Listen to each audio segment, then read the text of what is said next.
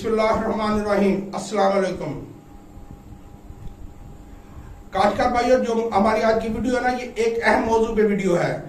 आज आप देखेंगे कि ये धान का आखिरी मरहला जा रहा है। अगर तो किसी ने हाइब्रिड रेट लगाया है तो हाइब्रिड का आखिरी मरहला है, नहीं तो 1509 और कायनात का भी आखिरी मरहला है।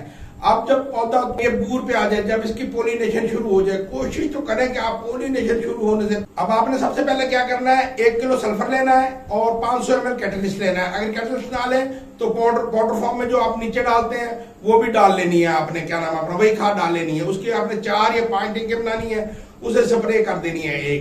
10-12 दिन के बाद जैसे ही पूरा आपका खत्म हो, धान तैयार होने के नजदीक हो, आपने उसे दूसरी स्प्रे कर देनी। इससे क्या होगा, एक तो आपके धान का वजन बढ़ेगा और दूसरा धान में आपकी शाइनिंग आएगी। अब आप याद रखें कि मैंने सीड फॉर्म पे जितना भी धान लगाया है उसे मैंने, ये जो मेरी फसल है ना, इसकी आप मैनेजमेंट सुन लें। इसमें 4 बोरियां 23-23 है, 1 बोरी पोटाश है, आधी बोरी इसे मैंने पहला जिंक जब दी थी, और 10 किलो मैंने इसमें दूसरा जब जहर डाला था जब यूरिया दी थी। ये मेरी मैनेजमेंट है। इससे ऊपर मैंने इसे कुछ भी नहीं किया। 1-2 स्प्रे अच्छी की है ऊपर फंजीसाइड की, और 1-2 टॉनिक अच्छे किए हैं, जिसकी वजह से अल्हम्दुलिल्लाह ये देखे मुंजर, ये देखे इसके मुंजर का साइज, ये देखे इसके मुंजर का साइज।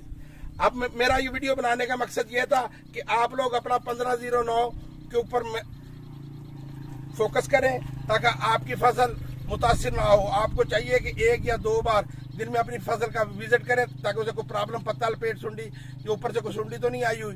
काश्तकार भाई, बहुत से लोगों का मेरे फेसबुक पे और व्हाट्सएप पे सवाल आया था कि धान का जो ऊपर सिट्टा है वो काला हो रहा है और जो नीचे जड़े हैं वो टिलर जोन से वो खत्म हो रहे हैं। ये बात गौर से समझ लें, जिस फसल के टिलर खत्म हो रहे हैं ना, वो यकीनन कायनात है। वो 1509 हो नहीं सकता। 1509 का ये तो होगा कि आपने अगर फंजीसाइड अच्छी नहीं करी। एक तो जिम्मेदार का सबसे बड़ा जो नुक्स है, उसे स्प्रे कराने का नहीं पता कि स्प्रे कौन से टाइम करानी है। वो जो लेबर है उसे कैसे समझा रहा है कि स्प्रे कैसे करे। वो ऐसे है कि स्प्रे दे के आ जाते हैं, वो भी आंखें बंद करके स्प्रे कर देते हैं। स्प्रे कराना ऐसे ही है जैसे आप पेशेंट को हॉस्पिटल ले जाए, और खुराक देना ऐसे ही है जैसे आप रोज हंडी पकाते हैं, खाना पकाते हैं, खाते हैं तो आपकी जिंदगी चलती है।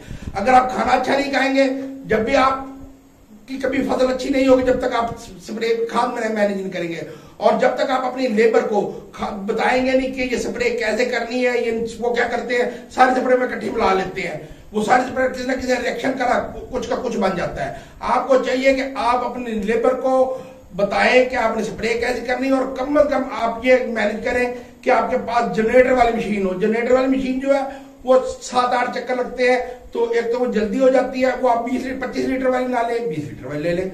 उससे ये है कि आपके चक्कर थोड़े लगेंगे और लेबर भी आसान रहेगी और आपकी स्प्रे भी अच्छी होगी।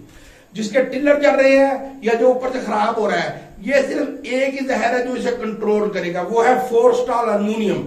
वो वाहिद स्प्रे है जो तने से लेके और ऊपर तक ऐसे चलती है, ऐसे, और कोई स्प्रे दुनिया में नहीं चलती। बाहर वालों की वो इलियट है, उसे आपने लेना है। कोशिश करके आपको इलियट मिले, पर इलियट जो सी है कंपनी के पास नहीं है।